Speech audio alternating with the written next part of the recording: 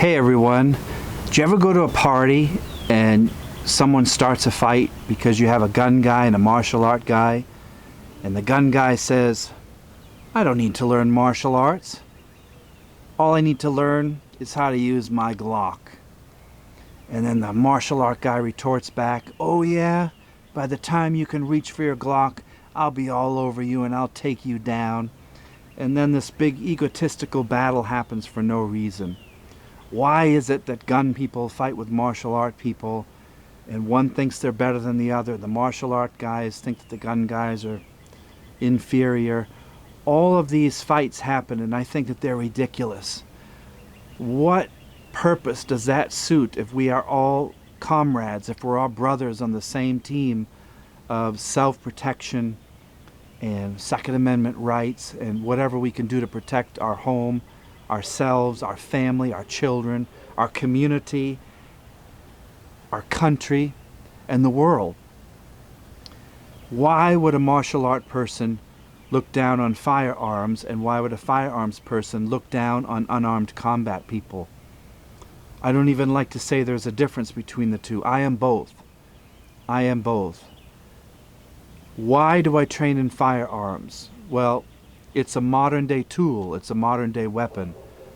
I live in the United States of America where guns are everywhere. There are millions and millions of guns all over this country. State to state has its own rules. But I need to know how to use a firearm. I need to know how the safety issues. I need to know the laws in my particular state and my surrounding states. I need to know all kinds of things about firearms. Those people who are out there that think that martial art training is for sissies or that their gun is going to solve all their issues, too, are incorrect. Both sides of this coin are ignorant. I believe that we need to get along better. We need to teach each other. We need to be more open-minded with each other. I have many, many friends in the gun industry, and they're wonderful people. They are experts on their field. They are my sensei. They are my teachers because I'm by no means a gun expert. I go to them to learn how to use firearms, how to get better, so that I can be more prepared in life in case something goes wrong. And they come to me when they need to learn martial arts. I was just doing a seminar a couple days ago out of state, and a police officer there was asking about firearm disarms, so we went over a few of those. His police academy never taught him any of this, contrary to other countries and other cultures where, like in Japan, firearms are almost unheard of. Do police officers carry firearms in Japan? Yes, they do, but they carry these little revolvers, and they prefer not to use their gun. Police officers like to use this long pole with a hook on the end, based off of a samurai weapon. And what they do is they get together, and if there's someone who's drunk or insane, they all go in as a team and they catch this guy and they pin him down and then they arrest him. But it's almost unheard of for there to be gun deaths in Japan. And some years it's almost negligible. I think it's just a few dozen deaths per year in Japan because guns are basically illegal. It's very hard to get a gun in Japan. I have a few friends over there, and you have to take rigorous tests to get a gun. You have to go through physical and mental illness tests in Japan in order to get a firearm. You have to fill out a ton of forms. You have to take a test every 1 to 3 years over and over again. So there, guns are, I don't want to say they're looked down upon, they just don't exist. Versus here, the guns are everywhere. Every movie, every television show, every video game is just filled with firearms. Now, I have friends that live in Europe, and they think we are nuts here. They think that Americans are bizarrely stupid to be so obsessed with firearms. They think that we're mentally ill in some ways, that we're so obsessed with the Second Amendment. They don't understand it. That's a cultural thing, and we have to understand each person. You know, we have to know that where you live is just a small part of the world, and the rest of the world is far larger than where you live. So you need to know that many cultures think that firearms are very weird. They're looked down upon. But in America, we love guns.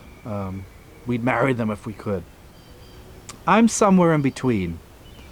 I respect firearms highly because I'm a martial art teacher, and I feel that if I'm going to be well-rounded in my occupation, I need to know how to use firearms.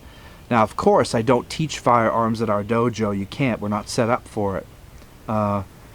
So a couple days ago, I went to the firing range, and I try to go every couple of weeks. If I have a day off, I go and train with firearms because I believe that they keep me sharp, they keep me aware, and I need to use these tools. I need to know how to use these just in case.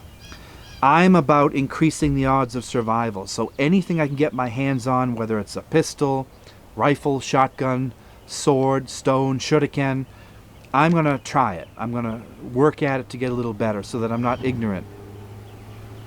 Having said that, I've developed a huge respect for firearms over the past 10 to 20 years.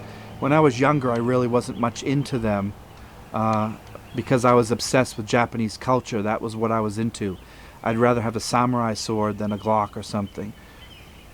Interestingly enough, the history of Japan is full of firearms. Well, in the 13th century is when China brought firearms to Japan. It was before the Portuguese. 13th century, China brought these rudimentary firearms over. And back then, they were basically like a shell with gunpowder and some sort of fuse and some sort of projectile that they would light the fuse, hold it, and shoot. It was very rudimentary.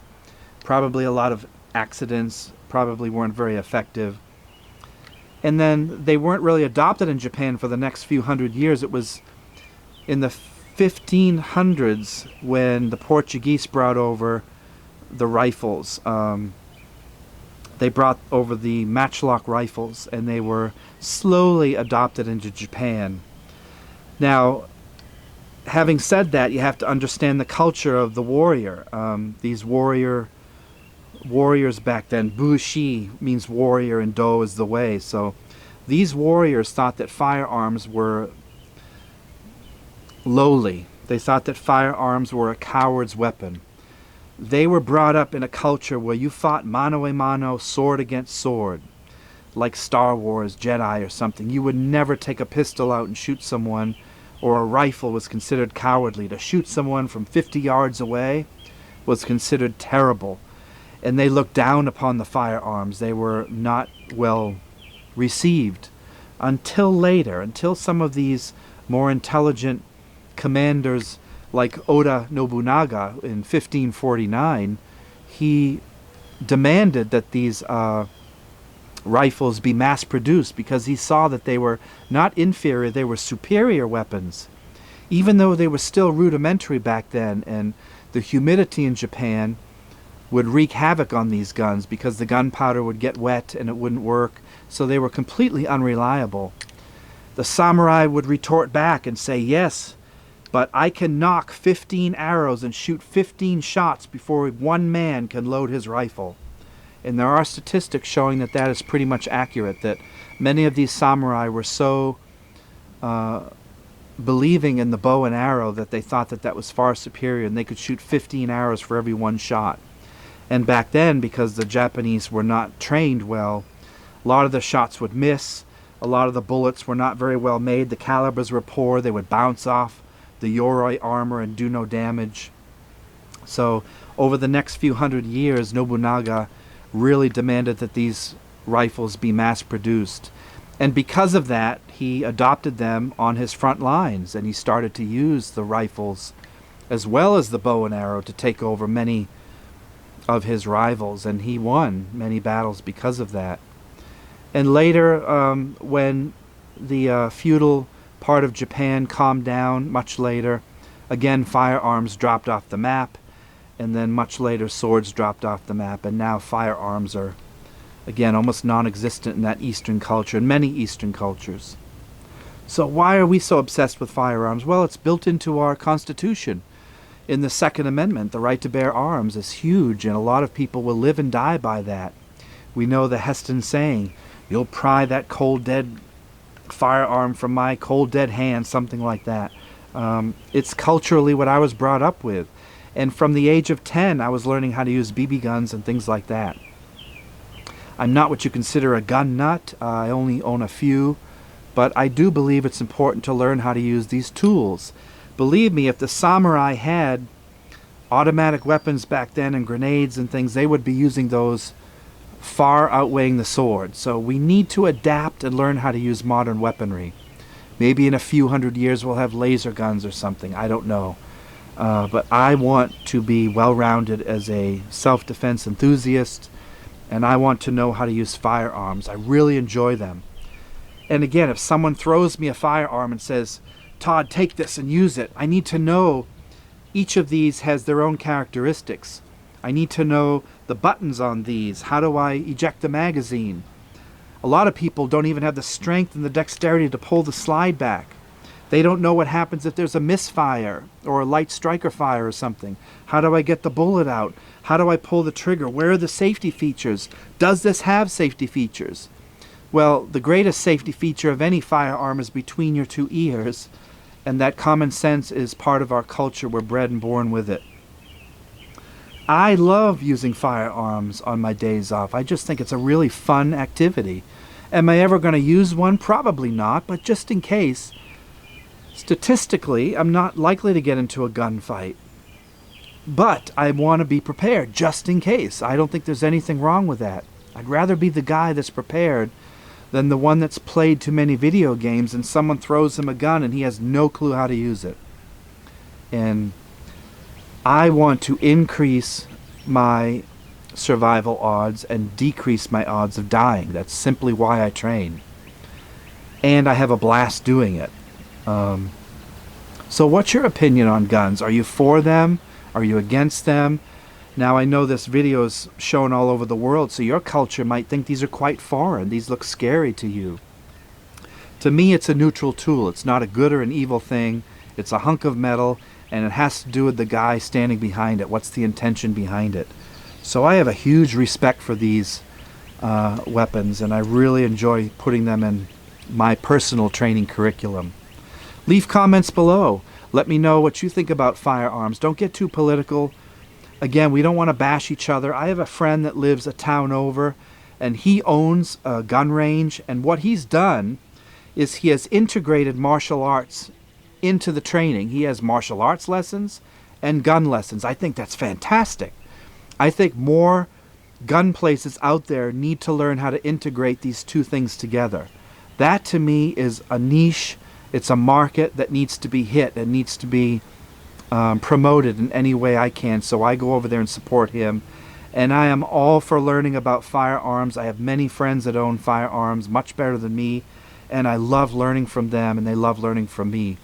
So it's that brotherhood, that sisterhood, that camaraderie that keeps us all safe, keeps us part of a healthy community, and really keeps us more alert and aware of the dangers of the world we live in today. That's it for today. It's about to storm here in southwestern Ohio. I'm really enjoying the training. I'm having a great time living my childhood dream, to have the freedom to be able to train in martial arts and to learn firearms. I can't think of anything more wonderful. You know, people knock the United States and say we're weird and we're obsessed with things, but I can't possibly want to live anywhere else in the world. I just love everything about the place that I live. If you're fortunate enough where you live to be able to watch videos like this, good. Because there are many places in the world that don't have the freedom that we have. They don't have YouTube. They don't have the internet. They don't have happiness. They don't have the education that we have. So I always take a second to be grateful and thankful every single day for the opportunities that I've been given. And I hope you do the same. Until next time, be safe. We'll see you very soon.